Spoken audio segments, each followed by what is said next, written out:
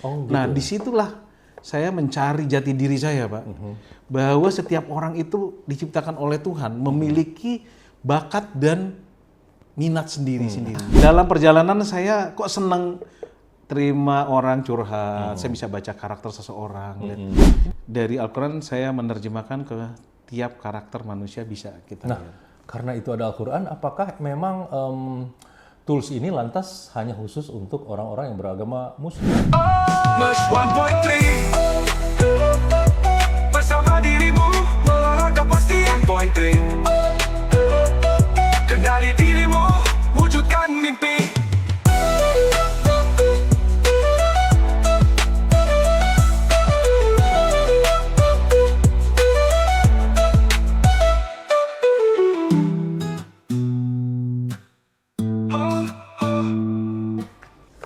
Assalamualaikum warahmatullahi wabarakatuh. Selamat berjumpa dalam podcast MES 1.3. Saya Olan Fatah dan kita akan membicarakan tentang sebuah tools personality namanya MES 1.3 Personality Test. Saya sudah bersama dengan narasumber kita. Beliau adalah founder dari tools ini, ya, yaitu Bapak Dr. MES 1.3. Selamat bertemu Pak Mes. Selamat sore juga, Ya. siang, malam, pagi, pagi. terserah kapan mereka terserah, nonton Pak, ya. Apa kabar Bung Olan? Alhamdulillah baik sekali, senang sekali bisa ketemu Pak Mes, senang sekali bisa belajar mengenal diri dengan MES 1.3 ini. Ya, saya Oke. juga terima kasih nih, Ya. Bung Olan bisa duduk bersama saya Ya. untuk mengupas apa itu MES 1.3 itu. Ya, karena kita ingin memberitahukan kepada halayak ramai bahwa ini itu adalah hal yang sangat bermanfaat untuk mengetahui siapa diri kita, seperti apa karakteristik kita, personality kita, karena belum tentu kita mengetahui siapa diri kita yang sebenarnya. Yes. Oke, mungkin Pak Mes di awal ini bisa menjelaskan dulu ya, MES 1.3 Personality Test ini awal munculnya bagaimana? Iya, munculnya itu kegalauan saya, Bung Olan. Karena saya itu punya cita-cita dari kecil ingin menjadi seorang pilot, tentara, ya kan, engineering, dan saya akhirnya kuliah ambil jurusan teknik. Ternyata kok nggak nyaman gitu ya dengan karakter saya. Seolah-olah tuh saya orangnya senang dengan yang logika, ternyata imajinasi. Oh, gitu. Nah, disitulah saya mencari jati diri saya, Pak. Bahwa setiap orang itu diciptakan oleh Tuhan memiliki bakat dan minat sendiri-sendiri, masing-masing. Oke, sebelum ke sana Pak Mes tadi menyebutkan bahwa Pak Mes berpikir bahwa Pak Mes itu adalah orang logika. Iya. Ternyata imajinasi. Nah, bisa dijelaskan dua karakter ini perbedaannya? Berbeda. Jadi kalau orang logika itu yang sangat butuh data. Jadi dia by data. Setiap pekerjaan atau melihat sesuatu itu dia tidak berkhayal. Nah, seorang yang berimajinasi itu menciptakan sesuatu, Pak. Nah, itu tidak cocok untuk orang-orang teknik yang logik. Oke. Ya, itu. Jadi kreativitasnya Tinggi. untuk orang yang imajinasi tinggi. Tinggi. Yang logika justru kekurangannya di kreativitas ya? Dia tidak kreatif, ya, tapi dia eksekutor yang baik. Dan saya ternyata tidak eksekutor, Pak. Oke. Gitu. Nah, kemudian setelah itu Pak Mes menemukan bahwa diri Pak Mes itu adalah orang yang imajinatif. Setelah saya melihat beberapa kali salah jurusan lagi. Oh, pernah sekolah apa aja dulu, Pak? Saya S1-nya melalui jalur teknik. Oke. Ya, dibilang teknik fisika itu sangat logika banget. Kemudian saya menyatakan, oh saya orangnya seneng ngobrol, ternyata saya kayak orang marketing. Ambil manajemen masternya di marketing. Ternyata saya introvert, Pak. Oh. Saya tidak bisa jualan. Dalam perjalanan saya kok seneng terima orang curhat, saya bisa baca karakter seseorang. Ini kayak karakter-karakter seperti orang psikologi, seperti. Tapi untuk saya melanjutkan itu sulit, jadi saya ngambil yang namanya sumber daya manusia. Oke. Jadi saya ambil S3-nya di SDM. Jadi beralih nih ke sumber daya manusia. Yes, saya tentang karakter manusia, bagaimana setiap orang bisa sukses berdasarkan karakternya. Kalau kita tahu dari awal. Nah, dulu kan Pak Mes sebelumnya belajar teknik. Yes. Setelah itu belajar tentang SDM. Iya. Ada perasaan yang berbeda nggak? Misalnya ya ketika belajar itu justru lebih interest, lebih tertarik, lebih... Iya. Perbedaannya terasa sekali, Pak? Terasa. Jadi waktu saya kuliah di teknik itu saya bisa, tapi butuh effort. Oke. Tapi saya tidak enjoy dalam melakukan menjalani perkuliahan tersebut. Tapi lulus dengan baik. Tapi dengan SDM itu saya mungkin kalau dibilang dosen atau profesor yang jelasin itu kayaknya cepet nangkep, Pak. Oke. Karena ini bakat gue nih, Iya, passion iya, gue. iya, Jadi iya, kayak iya. Nyambung nyambung gitu, Pak. langsung. Jadi apa yang dijelaskan itu malah kita kreatif. Oh, bakal nanti ke sini ilmunya. Begitu kita baca tentang ilmu manusia, oh iya ini saya banget. Oke. Dan itu mempengaruhi tentang kelulusan dan nilai.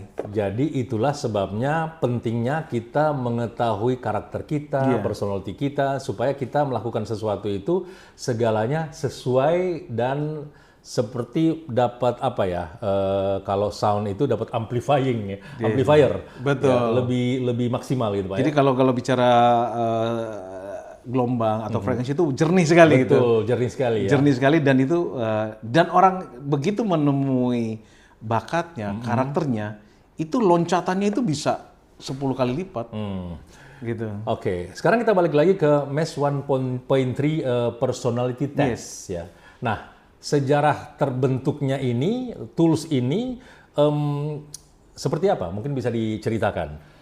Iya. Kapan pertama kali tercetus untuk membuat tools, atau mungkin coba-coba dulu atau gimana Pak Mes? Ya awalnya saya setelah mengetahui kayaknya setelah lulus dari master marketing, saya bilang kayaknya masih salah lagi nih.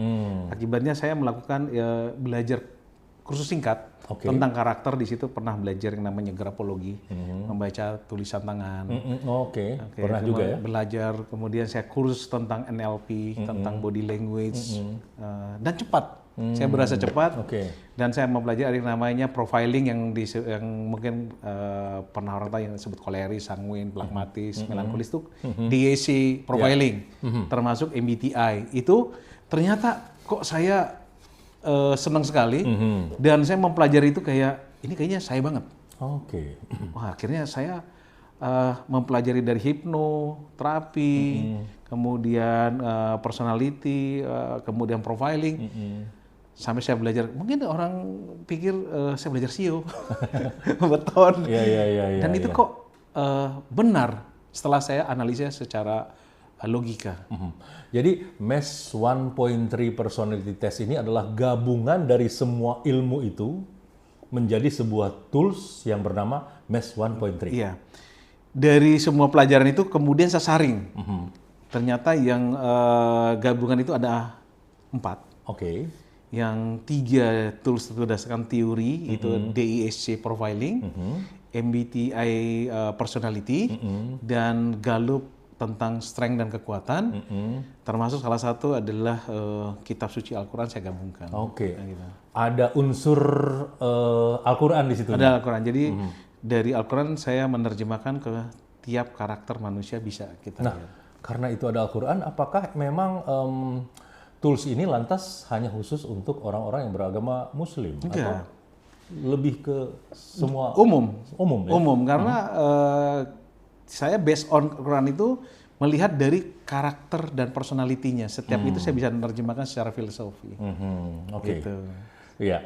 Kalau kita lihat ada logo dari MES 1.3 personality test ya. Itu ada beberapa warna. Ya, Anda bisa melihat di gambar yang ditayangkan ini. Ya, itu ada biru, kuning, merah, dan hijau. Yes. Nah, itu apa artinya tuh Pak Mes? Mungkin bisa dijelaskan satu persatu. Iya. MES itu juga singkatan. Oke.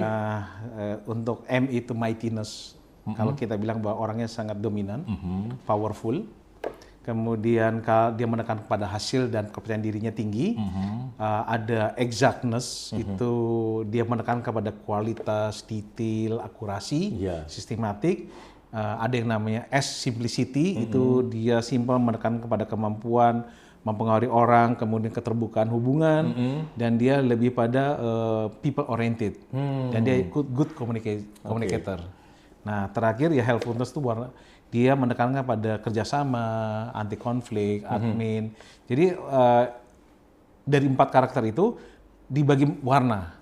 Nah, mightiness warnanya biru. Biru itu kita boleh arti kata secara filsafat warna biru cukup dominan. Oh, oke. Biru adalah dominan. Dominan, powerful. Nah, untuk warna kuning itu warna humble ya. Wah, siapa kayak warna emas, warna matahari itu menaungi orang banyak. Oke. Ya, itu warna kuning ya kan. Kemudian warna hijau itu teduh. Kayak warna daun gitu betul. Itulah orang-orang warna hijau meneduhkan. Dia bisa pendengar yang baik. Kemudian warna merah itu sangat spesifik, jadi warna itu merah detail. Oke. Gitu. Apakah setiap manusia atau setiap orang itu mewakili hanya satu warna saja, atau ini adalah kombinasi dari warna-warna yang ada di sini?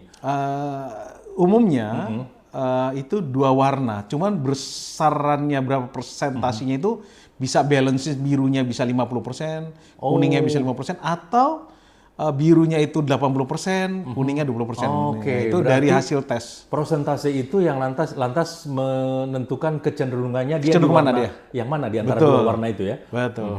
Dia yang mana yang dominannya? Biru apa kuning, apa biru merah, Oke. atau merah biru gitu. Itu akan mengetahui karakter tersebut karena wilayah biru kuning itu adalah wilayah extrovert, orang yang terbuka, mudah beradaptasi.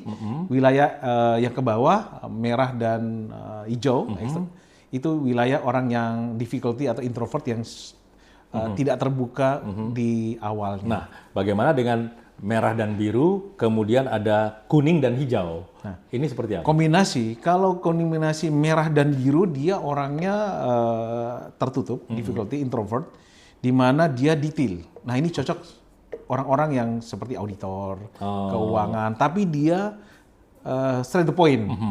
Dia tidak main feeling, logikanya jalan. Itu yang biru merah. Merah biru. Iya, merah biru ya. Dia. Ya, tinggal persentase mana yang lebih Kalau dominan. dibalik biru merah dia jadi leadership. Oke. Gitu. Jadi kalau kita baca merah biru berarti dominannya merah, birunya minor. Ya, sebaliknya biru merah berarti birunya mayoritas, merahnya minoritas. Dan itu sangat memengaruhi karakter seseorang. Kita jadi dengan tahu karakter warna tersebut, dia di mana, kita bisa tahu bagaimana berkomunikasi, kita bagaimana melobi atau bagaimana kita beradaptasi dengan warna tersebut. Oke. Kalau tadi kuning hijau yang Kalau sebelah kuning kanan? hijau itu dia extrovert dan introvert itu biasanya seperti orang public relation, marketing. Oh, sales dia ya? sales, dia good komunikator, dan dia pelayanannya bagus. Kalau di hotel dia bagusnya di front line. Ya. Nah, gitu. Berarti kita harus mengetahui kita itu warnanya apa. Ya? Betul, harus. Merah biru, biru merah, atau hijau kuning, kuning hijau, atau mungkin biru kuning atau ya kuning biru. Begitu juga dengan merah hijau atau hijau biru ya. Iya. Nah, untuk mengetahui itu apa yang akan dilakukan dengan MES 1.3 personality test ini? Ya, kita melakukan sekarang sudah menggunakan web base sistem digital, jadi bisa buka webnya www seperti yang di bawah sini ya, MES 1.3 personalitytest.com. Nah, itu kita bisa masuk ke situ. Tesnya tidak lama, cuma hanya pengisian 36 soal, 20 sampai 30 menit. Oke. Dia akan tahu karakternya, dia di birunya berapa, merahnya berapa, atau kuningnya berapa, itu kelihatan. Oke. Dari situ kita tahu ya, kita kecenderungannya ada di mana nih. Betul, cenderung kemana. Nanti dari hasil situ, bagaimana kita treatment kita, sampai nanti bisa mengetahui kalau di anak sekolah, penjurusan mana yang dia cocok. Oke, itu kira-kira podcast perdana kita kali ini untuk lebih mengenal apa itu MES 1.3 personality test. Bagaimana penerapannya dalam kehidupan sehari-hari dan juga bidang-bidang yang ada di kehidupan kita sehari-hari. Ikuti terus podcastnya di sini, ya MES 1.3 personality test. Terima kasih Pak MES. Terima kasih Bang Olan. Sampai ketemu lagi di tema yang lain. Oke, see you. Thank you ya. Thank you ya. Terima kasih semuanya. Sampai ketemu. Bye-bye. MES 1.3